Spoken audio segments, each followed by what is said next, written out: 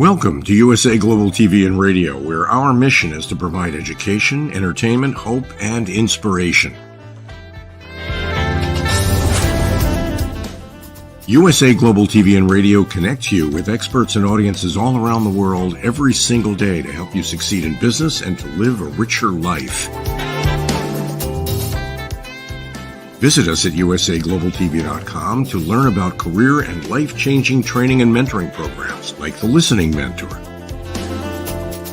Subscribe to our newsletter to stay informed about our special programs and offers. Discover how you can become a guest on one of our shows or a host or producer of a USA Global TV and Radio show of your very own. That's USA Global TV and Radio, where the doctor is always in.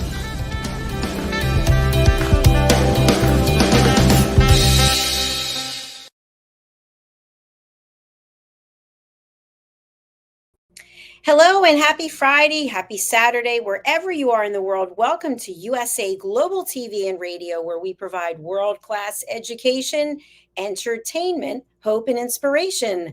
I'm your host, Dr. Jacalyn Kerbeck, and our show today is Coexistence and Sustainability, starring Pet Psychic Aminah. Pet Psychic Aminah has been with me since the very beginning. We actually just celebrated 175 episodes a couple of weeks ago, and each week she comes here and shares her knowledge and expertise to help us understand how we can coexist with all creatures, big and small, so that we can save our planet. Let's welcome her, joining us from California, Pet Psychic Aminah. Hello. Hello, hello. Nice to see you this Friday. Nice to see you as well. How is the weather there in California?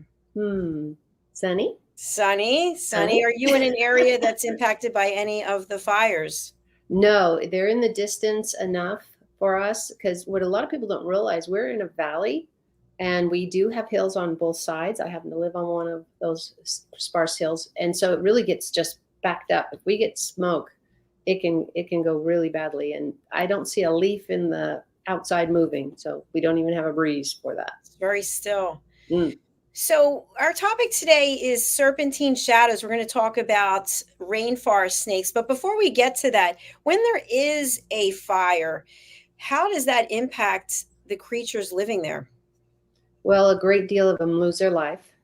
So it's not just people that we're worried about, but fires happen naturally in nature when mankind, peoplekind, are not involved in throwing their trash or, God forbid, a match, a cigarette, anything can set it off. There actually are ways where reflective light on the really dark and hard places to live, like the deserts, they can catch on, those leaves can catch on fire. And that's where you get a natural fire. The other parts are when we get involved. So animals don't have, the fire department to call, or don't have a underground home to run to save their life. We missed out on so many animals that are on the brink of extinction, and some of that is because we haven't taken care of our planet well enough for all of us to thrive. Thank you for sharing that. We actually were talking a little bit about this topic on a show earlier today. We were talking about the power of etiquette and manners, and how teaching young people to be nice, to be respectful, to take care of the planet is so important right now, because there are animals that are extinct because of climate change. There are a lot of things happening because the world is definitely hotter, although there, of course, are people who don't believe that. So we're going to segue into snakes. Snakes live in various parts of the world, but do they have to be places where it's hot? They are great sidewinders, especially, and that they are their name. So instead of wiggling around like a snake goes like an inch and then moves on and moves on, a sidewinder actually moves sideways. And there are hundreds of millions of types of snakes out there, and it is fascinating to me. They don't all bite. They are not all venomous. You are a giant carnivore. So they're like, yeah, I'm for dinner here. And that's true for some people. Dr. Jacalyn, do you know how to, if you were walking along, whatever you were walking, and you saw a snake, would you be able to define it from poisonous to just like a garden snake? I think I remember you telling me something about a diamond shape, but I don't know if its head Yeah. is a diamond shape. Tell Yep. us more. If it is poisonous, it 99% of the time, it will have a diamond shaped head. So walk very carefully, very quietly, and turn around and walk away. Because getting bit by a venomous snake, nowadays, of course, we have venom cures for that. You're still going to be miserable.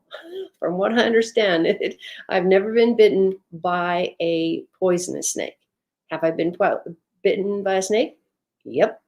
I was giving an educational moment. We had all these young kids that came over to the wildlife sanctuary where I worked, and I was doing just a regular, rat-tailed snake, and beautiful, always does really well. It has been used in public things before, and all of a sudden, got my hands on the neck and on the tail, and all of a sudden he was able to turn around and get me. And you should have seen those kids. Oh my God. I don't think I've seen kids scream so much.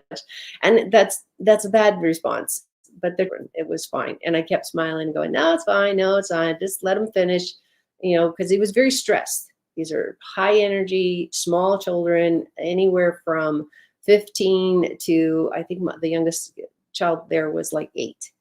And so, they were at a distance from me, and I had a backup for, I don't know if I decided to draw them on the ground, but I'll tell you, it was an experience. The director of our program said, "Oh, you need to lay down. Just go lay down." I'm thinking, I don't need to lay down, but I'll take it. So I got the rest of the day off. Well, I'm so glad that you were safe. And thanks again for always providing the information that we need to know. So, if we do come across a snake, whatever Mhm. type it is, and it stands up, have you ever seen it do that where it's Yeah. it's not coiling around? Does that mean it's going to attack us? It's warning you. So snakes have rattles, and everywhere in California, we have quite a few of the rattlesnakes. I literally call them. We have garter snakes. Those are pretty harmless. Can they still bite you? Absolutely. So you need to know what you're looking at. If you are aware of your surroundings, if you're kind of shuffling your feet through terrain, that you're on this great hike, that's a good thing, because then you can say, hey, here I come. They can feel the vibration in the soil as we make that move. And if you're bigger and meatier than some people, your sound is probably coming through even better. But let's say you come across a snake, you don't know what it is. First and foremost, if you see the snake that you're looking at has a triangle head, Dr. Jacalyn, what's your guess? You got 50-50 chance. Is it poisonous or isn't it? Well, you said diamond shape was poisonous, so Exactly. triangle. Exactly. So there is a simple way because not all poisonous snakes have rattles. That's on a rattler. And sometimes they don't have them because they've sloughed them off. And now they usually keep 1 or 2. But it's possible that he got trapped. An animal tried to eat him, didn't go well, but the tail got it. Because there are snakes that will literally drop their tail and go, I'm out of here. You deal with the tail. It's not a great meal, from what I understand. It's just limiting. So what I want everybody to be empowered is that you can go out for a hike even though there's snakes. Again, I grew up around sidewinders and other desert snakes, but I also was taught from a very young age on how to be around them. In the desert, we have sidewinders with all kinds of snakes. If you see a snake, just stop moving, take a deep breath, and then start to move backwards. If you can, because I don't know, maybe there's a body of water, there's a twig, you're worried about all of that. The hardest thing you must do is stay as calm as you can and think happy thoughts and say, you know what, love you, I'll go over here. I sadly have seen where people get all uptight and angry and they start throwing rocks and trying to kill the snake. And it's like, no. The snake really has a vital part in our ecosystem.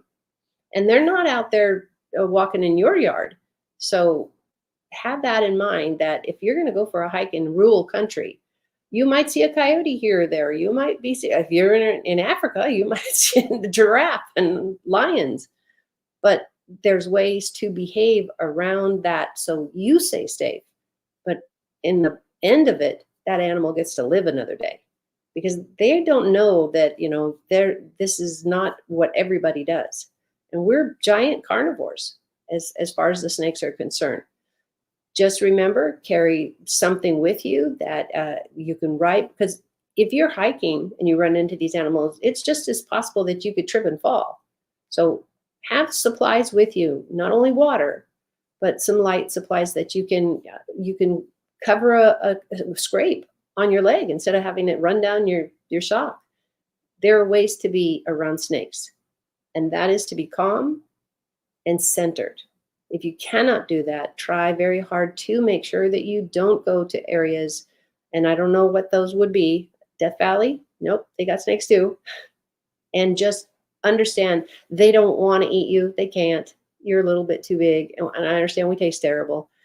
So think about that. You are just the person they are terrified of. And what do people themselves do, Dr. Jacalyn, when we're afraid?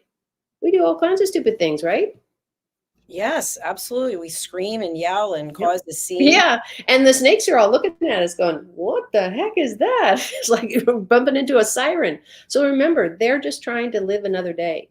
They are not out there to kill you. They can't eat you. So you're absolutely waste space. And I also understand we taste terrible. So just to summarize, the snake doesn't want to bite us, but it also at the same time they have a limited amount of venom. If you're not talking about what will kill you, is the boa constrictors, which literally will constrict your breathing, and hopefully you just faint but not die. But that usually crushes their ribs, people's ribs. So the other one you want to watch out for is diamond-headed snakes.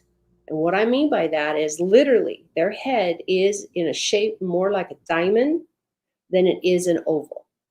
And why? Because the oval ones are non-lethal, and the ones with a diamond head, they're lethal. And it's literally that easy, because not all snakes that are, dangerous to be around, they don't all have rattlers, because that's a rattlesnake. It's a type of snake that has rattles. It's not across the board for all poisonous snakes. They do not want to bite you because, again, they don't own tons and gallons of drugs to get their food taken care of. So if they're doing it on a carnivore like us and they can't defend themselves, a lot of times they'll lose their life just because, a bird will come by. And I mean, an eagle, a big thing, pick them up, bye-bye, lunch for the little ones. It is a part of nature. What I want you to think about is when you are in nature, how do you coexist? How do you both get to Tuesday if this is Monday, or say on Saturday and get to the Sunday? Think about that. Snakes serve a vital balancing of the world wherever they're from. They eat rodents, they eat birds, they eat all kinds of things. And that is managing how much. And these animals, most of them die a natural death. But snakes are hunters. They'll go out and get it. And I did read somewhere that snakes like to hide in bushes and in brush as opposed to a well-manicured lawn. Because they're wide open and exposed. What is going to come off let's say your lawn or my lawn? What do you think is going to come and eat a snake? Birds. Exactly. They're just flying by looking for free food or injured food or any of that kind of stuff. Animals in the entire animal kingdom are really, really experts at saying, you're on death row, I got dinner, because that's how the world cycles. Now, humanity, we've gone to farming or raising cattle and all of this type of stuff, but that's not how it always was.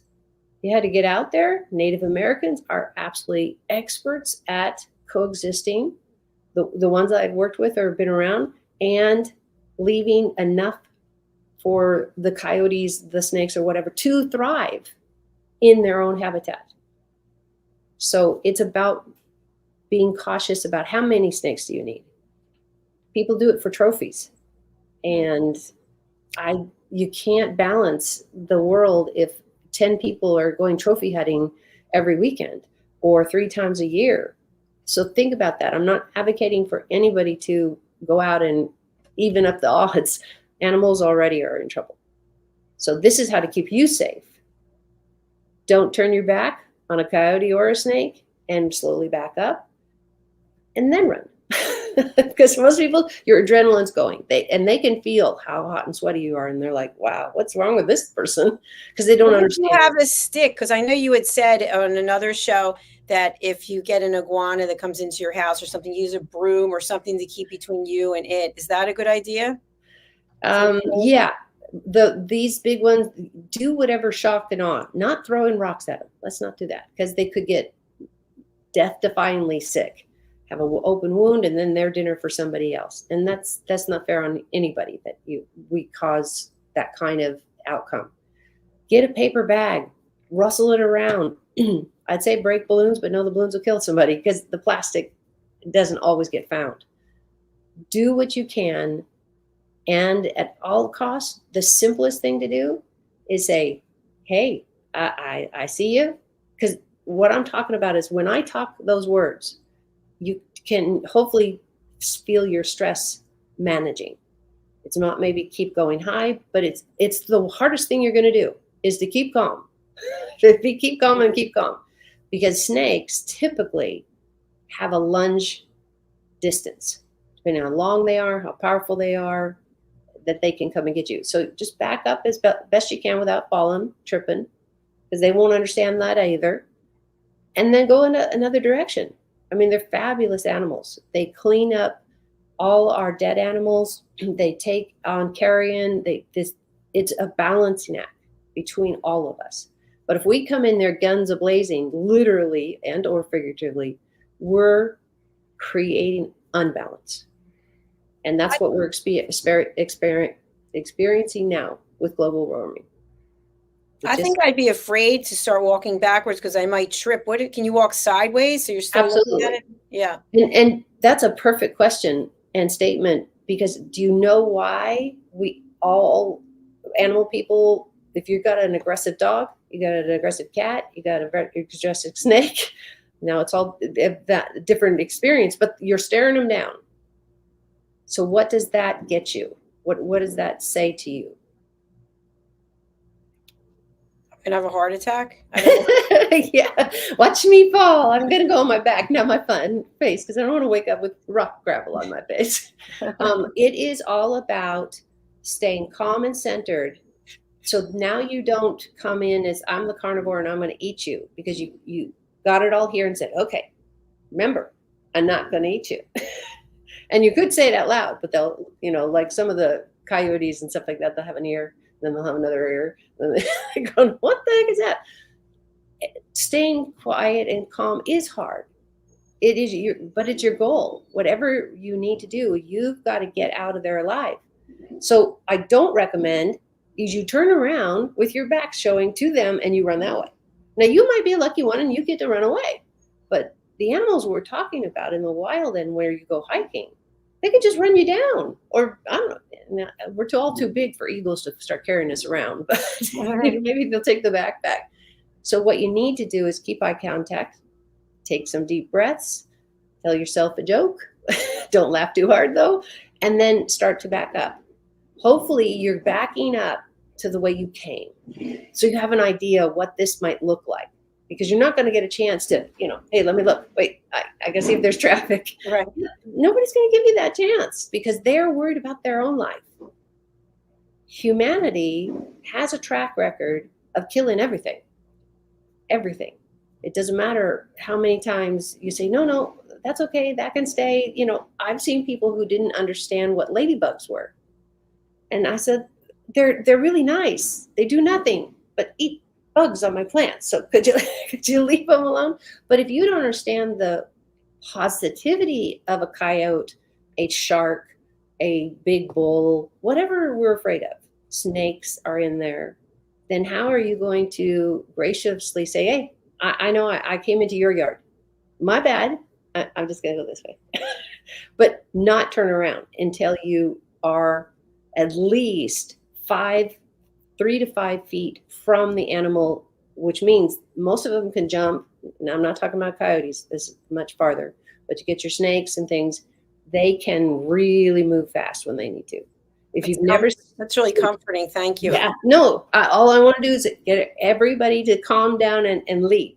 Don't get out the popcorn. This is not a movie. Don't. And what's really hard, I think, for most people is when you don't have these tips and you don't have the experience, then you should probably stay away from hiking from places all by yourself, for sure. So you have a buddy to help you with the bandages or to go get help. But know where you are. What's really helpful, and then we do this in dog training, is have a whistle. They're so cheap. You go to the dollar store, you go around the corner, get whatever you want. And what does it do? If you get into trouble, especially if you're hiking alone, which I don't ever recommend, especially depending on the weather, you've got somebody's dog who's loose and they dropped, because sadly that happens and they're not friendly. A whistle is a pitch that will bother, like the dogs, the coyotes, all these types of animals with that sound. Even the cats are usually they're looking at you like, well, I don't know what that is, but I'm out of here, because it resonates as danger. Really resonates. So just carry a whistle with you and you'll love it. If God forbid you trip and fall and break your ankle, or you've bruised it so badly that you really can't crawl out of there without asking the scorpion to give you a ride. So have a whistle with you. And I don't care if you're going hiking in a rose garden, if you're all by yourself, it's always a good idea. If you're a woman, please do so. It could save your life on some stranger coming up to you, and you can just, drive them crazy with a bunch of whistling. And it's shock and awe. So I want the snakes to run away. We want the bad people to run away, whatever, if you're there on your own. I'd love to see everybody go with somebody for the first time who knows what they're doing, who knows the trails. It's just magical when you get a really good guide and they pick out things that you go, oh, I didn't know about that. I didn't see that. It just looked like a mound of dirt. If you've never seen how these animals that live in the soil, they're just kicking it all out. They're kicking it all out. Mm-hmm. And they got to keep doing that because it rains. They don't have front doors. Right. We do have some comments from the popcorn manager. Monger. I'm sorry, the popcorn monger. Sorry. And the popcorn monger writes pit vipers. Yeah. These are really important venomous snakes. They're really neat, but lots of respect.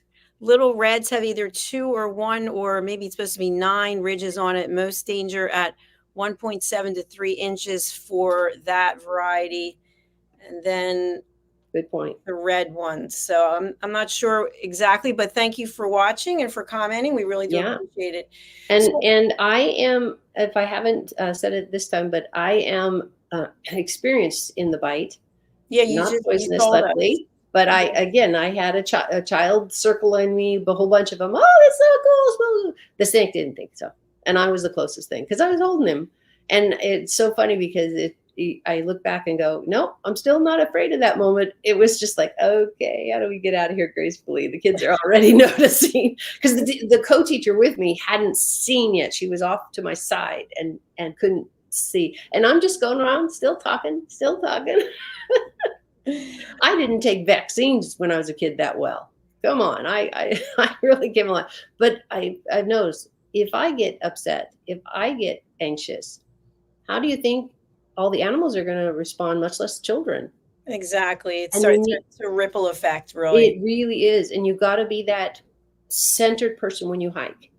I don't ever recommend you go alone, ever, because things happen.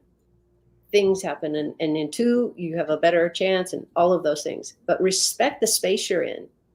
If there's a couple of us that love hiking, and we go out, and guess what? One thing, I bet you can't guess. No, you're pretty smart. You might guess. What is the one thing that we bring when we're going hiking anywhere? Because we're going rural, but we bring this one thing. It's not my cell phone. I have no idea. I'm not a paper hiker. bag.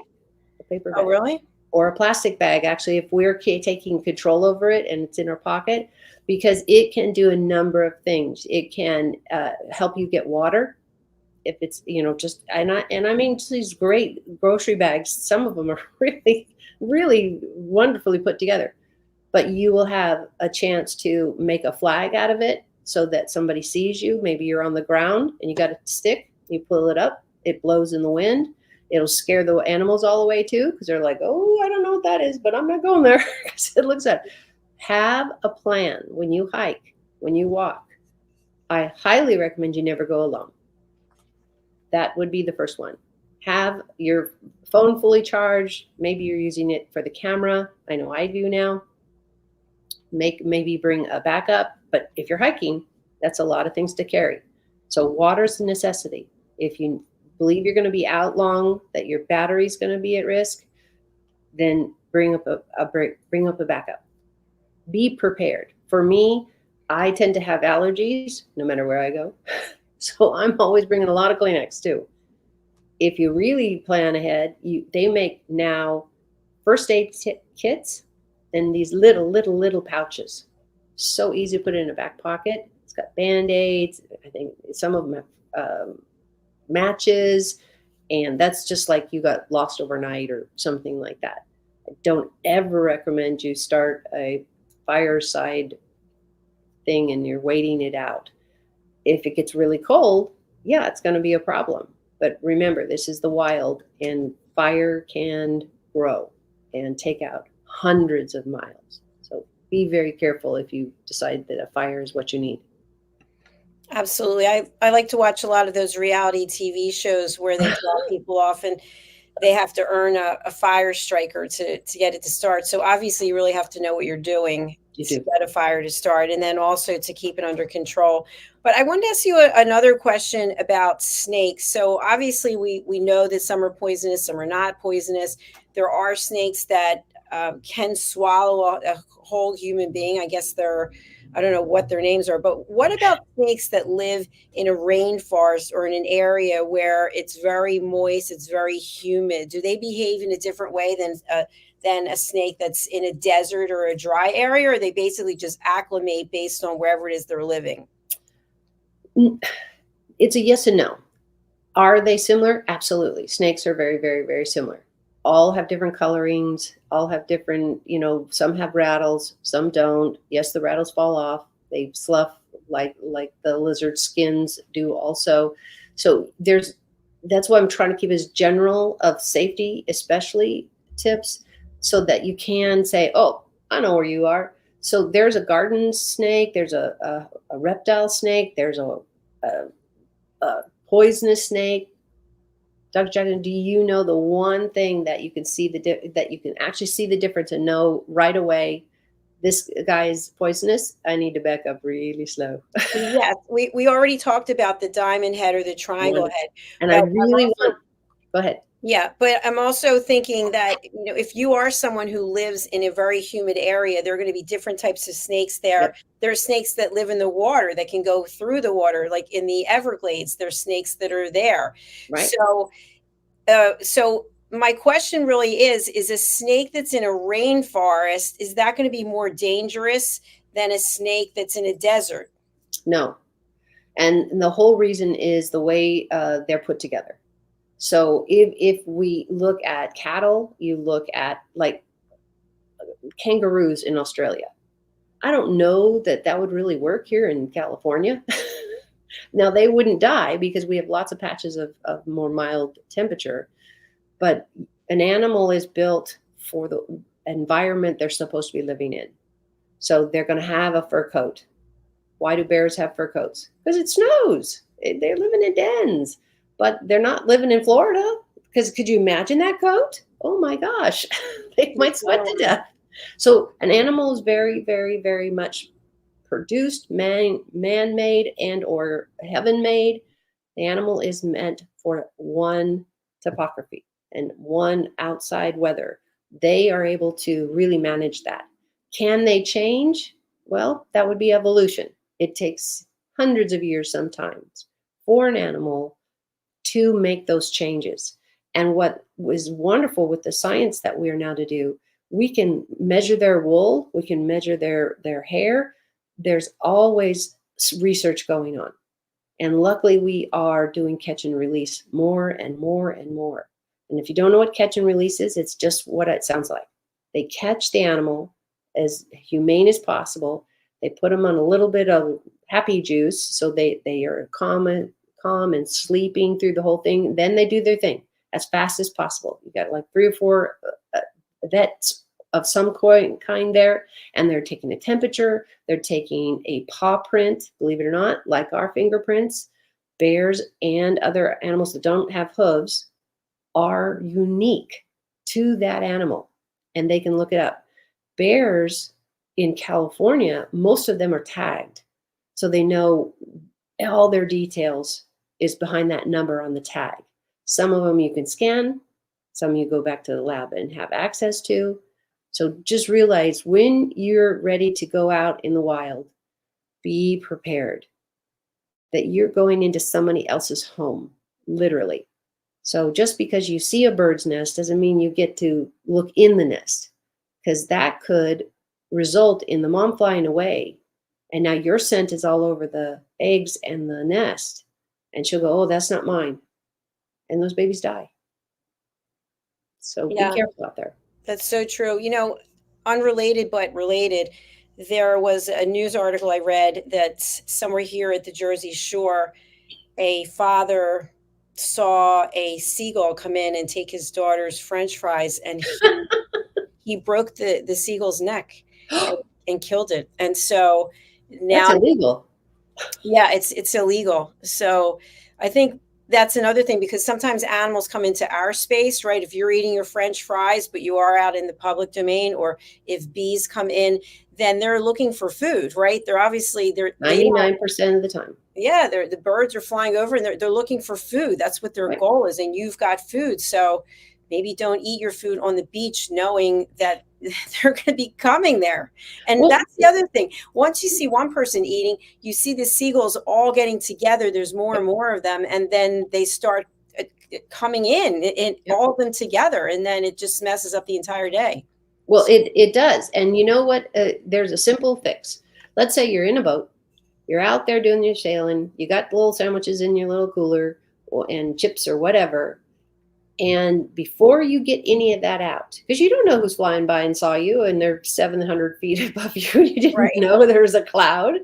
Animals are looking for food every minute of every day because they don't have a fridge. They don't have a Safeway anywhere for them to stop at. So let's not make you a target. And you bring one thing that will fix this? You know what it is? You said a paper bag or a plastic bag. Is that it? That's possible, but that's usually to storage the food or the fish you catch. You need to really go out, like if you've got birds anywhere around you, like you mentioned in this scenario, you need an umbrella. That's it. Yeah. Because first of all, you got shade. They can't see you anymore. They do not understand the dynamics of umbrella. And you can move it up, down, around, sit it beside you. And most umbrellas have a little tip on it so that, when you close it, you can walk with it. And you literally can save your own life by, swinging that thing around and say, no, I'm not food. But you brought up a perfect point. Is this is why we really, really ask the public, don't feed wildlife, because they remember, person, food. And I'm sorry, crackers and candy and whatever else, the junk we eat, that is not good for them. It's not good for anybody depending on the scale. But you should never give wildlife Twinkies or cookies or any of that. Go to a reputable store that deals with wildlife, or right now you can just Google it and find out what's good in that area if you think you must help. And where's a must? It is when they've had a forest fire, when they've had an earthquake, and these animals are struggling to literally get a drink of water, much less getting food. So the best way to help is talk to Fish and Game, talk to people in your own area, like get a hold of the mayor's office. These people are highly knowledgeable about what you can do and what rules you have, and they'll have a pamphlet for it too. So it is a great thing that we can step in and help out these animals that are living through the catastrophe of an earthquake and losing all their homes. But going out there and making them dependent on people gets them killed. If it's not today, it'll be in a few months. Not everybody wants a bird around or a lizard around or a snake around. So just be careful. Love can kill people. It can do it to their pets. It can do it to the wildlife. So just to piggyback off of what you just said, if you see an animal that's from the wild, I've seen this before, a deer comes running into a highway and then the car hits it, but it's not dead. It's suffering very badly. Right. So what do you do in a case like that? Well, luckily we do have all those cell phones. You need to get hold of Fish and Wildlife in that area, or if you can't, because you should be able to, operator call, especially if you have service. If you stop by the closest gas station or something else, this is another reason why having our cell phones as emergency equipment means you've got to keep them charged. Sadly, these accidents, these head-on collisions happen over and over. If you haven't seen them yet, a lot of really busy places for wildlife, they're building bridges. And these bridges are exclusively for these animals to cross. And they've been doing this for some time, building these bridges. And it's really wonderful, and it saves lives, human and the animals. So that's the good part, because how many of us have driven down the road and see a carcass off to the side? It just breaks my heart. It didn't have to happen. So somewhere we had a breakdown. We weren't paying attention while we were driving. The animal jumped out and thought we were going to stop. There's lots of ways to miscommunicate. What you can do is do better. Every time we have a problem, or we have, I don't know how to do that, or I don't want to do that one over there, then come up with something creative. This is no different. Come up with a creative way to coexist in the space that the animals need is totally different from yours. But let me really, really stress, don't feed the wildlife. Don't feed the wildlife. If you're going to, like you're dying to put a bird feeder up, a lot of that seed now is very healthy for it, or it's better than we've had before. But how about plant a plant, just one, that has seeds in it? And you can research that, or you can Google it, and there's just so much information out there that you can go a more natural way for animals to. Maybe you grow carrots because you have wild bunnies all over, and that's you want to do that. That's great. But maybe your neighbor's doing carrots, and she doesn't want them there because the animal doesn't say, "Oh, property line, it can't go over there." So just remember, fencing is good when it is safe. What you don't want to find is somebody caught, especially a domesticated animal that has a collar, and they get caught in those wires because they don't really see them until the last minute. Things to consider as you make your choices. That's all I'm doing, trying to give you lots of things to consider. Fantastic. Well, as we close out the show today, I'd love to just have you touch on wearing a collar or a harness, putting that on your pet, a collar or a harness or both. What are your thoughts?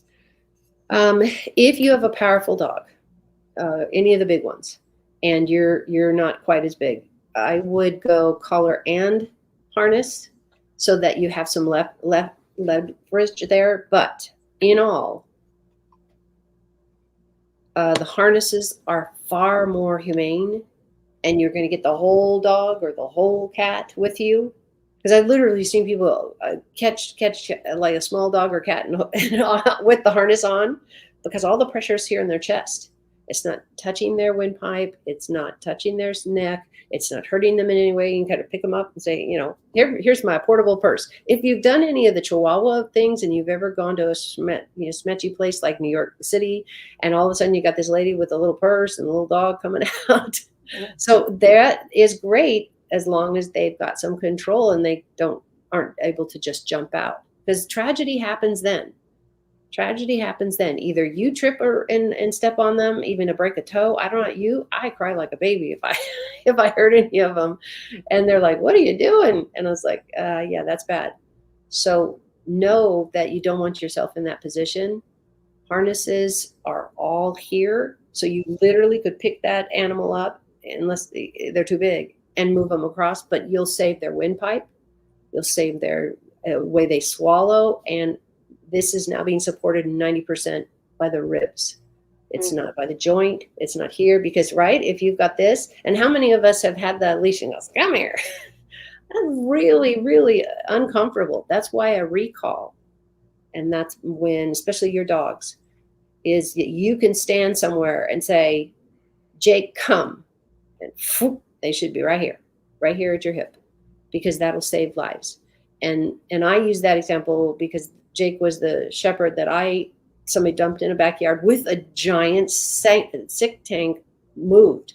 So the 6 feet down, and he's running around with all those balls. But I got to a place where I could tell him from a distance, sit, stay. And he just trusted me. But what does trust need?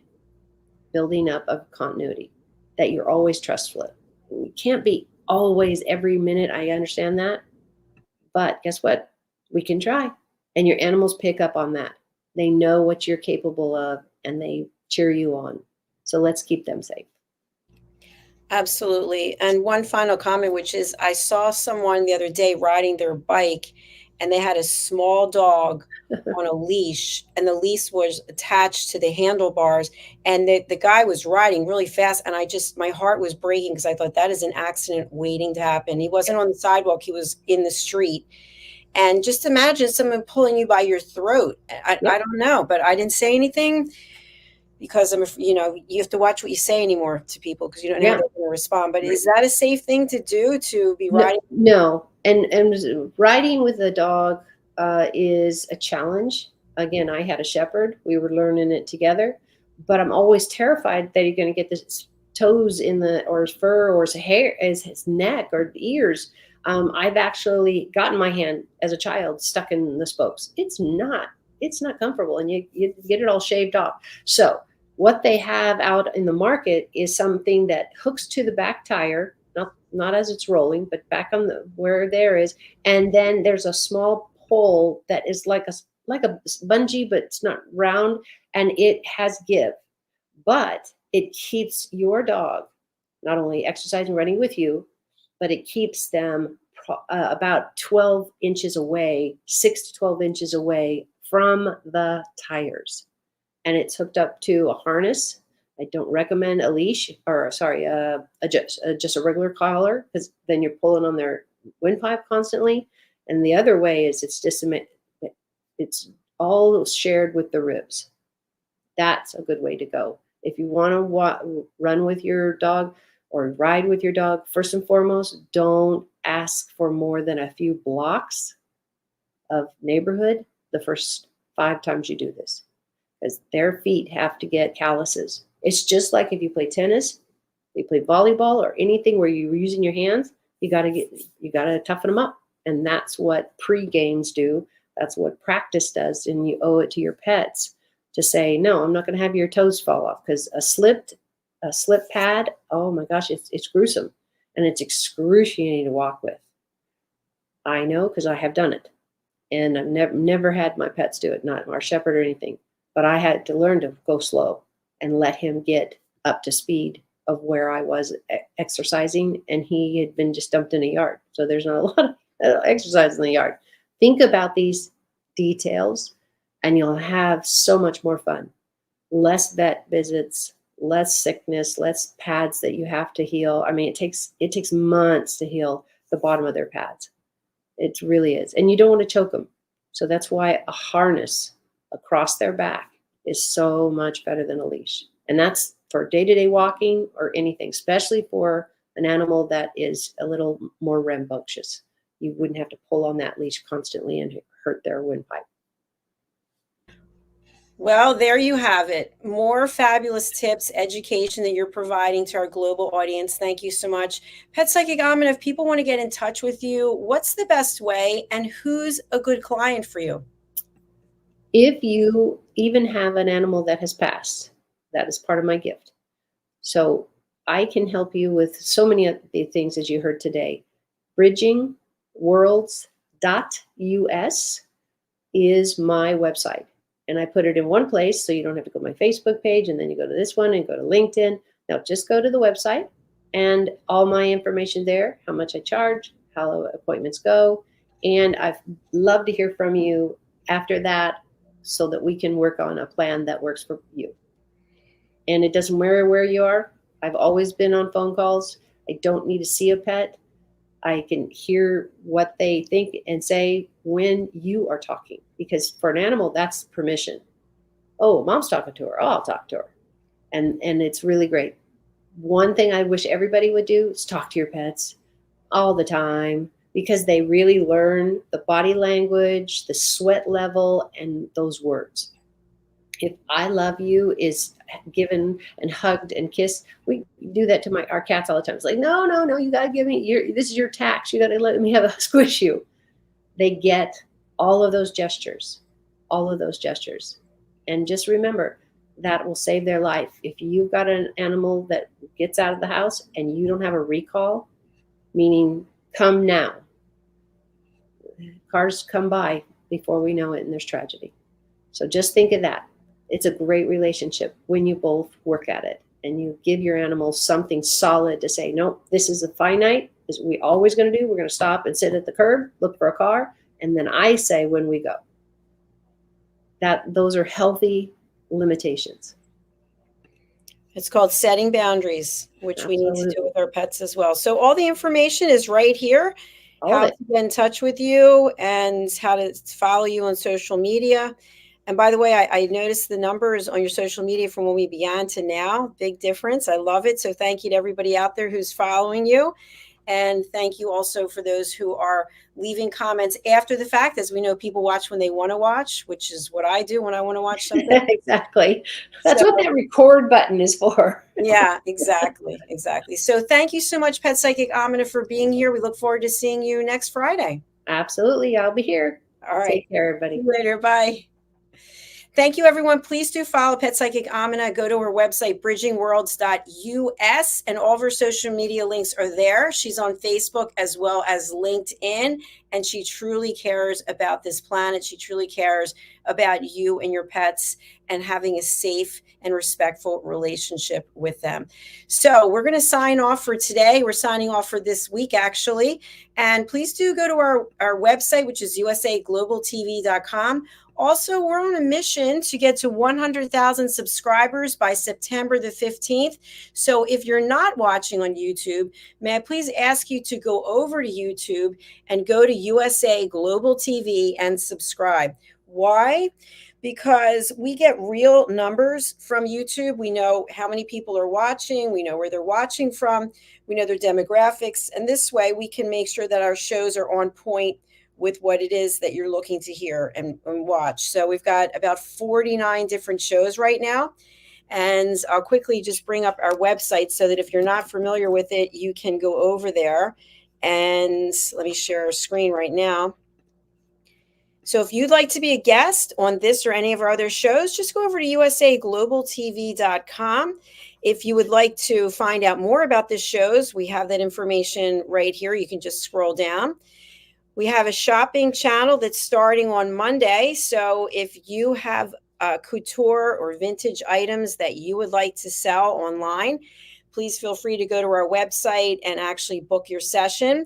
If you'd like to join our team and you'd like to be part of what it is that we do here, we've got a lot of opportunities. You can learn more about our services. They're right here. And if you'd like to be a guest, you can go over to book your session and just scroll down and you can read our testimonials. If you have been interviewed more than 3 times and you have not yet joined our team, then there is a charge for the 4th interview. You can also have your interview featured on Roku, on Zizzle TV, on Amazon Fire, and as I mentioned about the Couture Treasures. And so here you come down to book your session. You find a show that you're interested in being on. For example, The Wise Ones with Red O'Loughlin. This one here, The Perfect Podcast Show, is not open to the public. The host has decided he has his own guests that he's bringing on, but most of the other shows are open to the public. So there you have it. Please feel free to scroll through and check out all of the shows that we offer. Come down here and click See All, and then continue to scroll and just, again, find the title of the show. This is the one we're just on now, Coexistence and Sustainability, that works for you. All right. Thank you again for being here. We're going to say goodbye for now. I hope you have a beautiful weekend. Remember, be kind to one another, be respectful, and realize that people have things going on in their lives. We all have things going on, and people don't always know what they are. So let's give people grace. Thank you again for watching, for following, and subscribing. We'll see you on Monday. Hello, I'm children's author Diane Floyd Bain, and I am co-host for several of the USA Global TV and radio shows. I joined because of the purpose of the USA Global TV and radio. They provide content for the viewers and listeners, an opportunity for people around the world to have their own show or even be a guest on an existing show.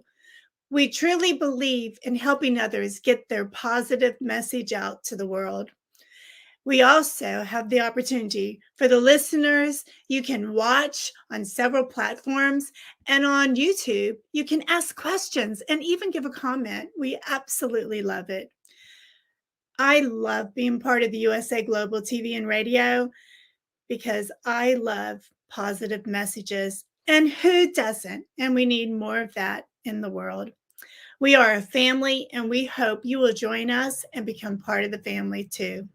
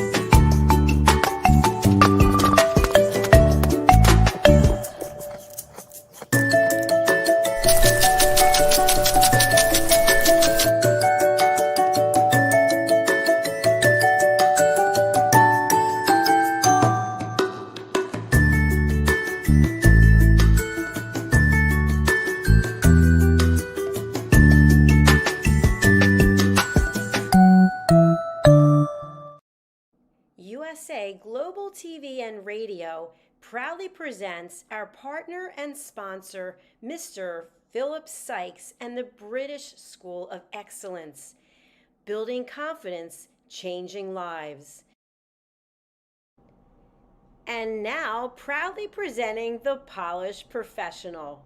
On a transformative journey with the British School of Excellence's comprehensive suite of masterclasses, crafted to elevate your professional and personal life. 8 outstanding modules will elevate you to the next level. Module 1, Exploring Life's Purpose, delves into the depths of self-discovery, guiding you to chart your unique path to fulfillment and success. Module 2, Mastering Professional Presence and Confidence. This masterclass is a deep dive into the art of self-assurance and commanding presence, which is essential for standing out in today's competitive landscape.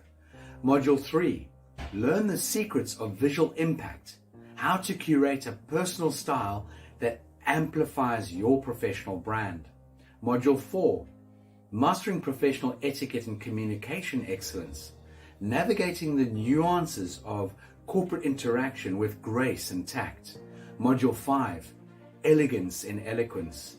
We impart powerful techniques to captivate and persuade any audience with your oratory skills. Module 6, unlock the potential of your emotional intelligence, EQ, and harness the ability to connect, empathize, and lead with emotional savvy. Module 7, mastering DISC, building a gateway to understanding behavioral styles, fostering better personal and professional relationships. Module 8, mastery in dining etiquette, building your confidence to perfect the subtleties of dining with finesse, enhancing your social savviness at any table. Step into the Polished Professional program where poise, elegance, and excellence aren't just taught, they're instilled for life. Join us to redefine your potential and polish your professional edge.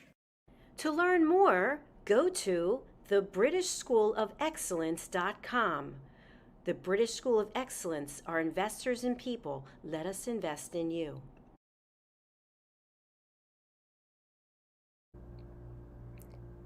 This program has been brought to you in part by Zane Carson Carruth, etiquette and protocol expert, international award-winning author, television show host, and philanthropist.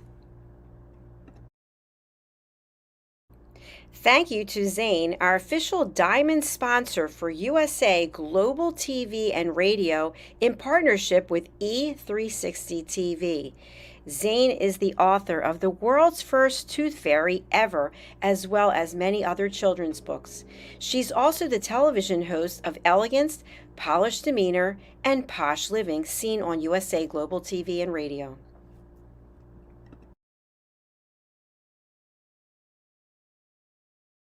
Hi, my name is Zane Carson Carruth, and I'm the author of this book, The World's First Tooth Fairy Ever.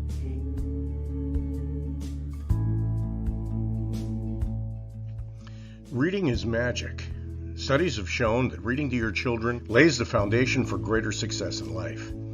Reading helps develop language and vocabulary skills. It helps improve memory, and it encourages curiosity and inspires creativity.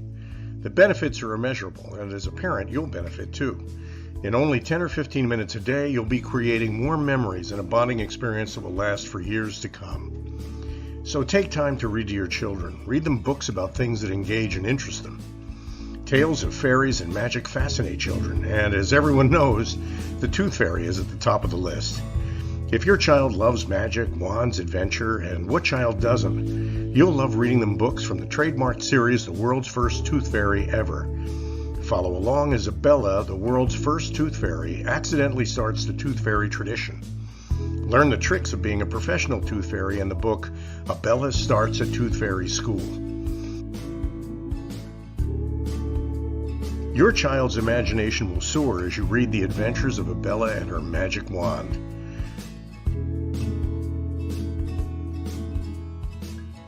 These wonderful books are available at worldsfirsttoothfairy.com and at Amazon, Barnes & Noble, and Walmart.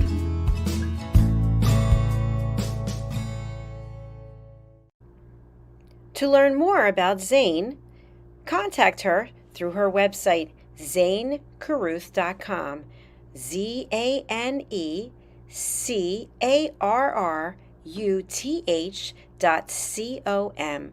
Order Zane's books and merchandise. Contact her about being a keynote speaker at your next event.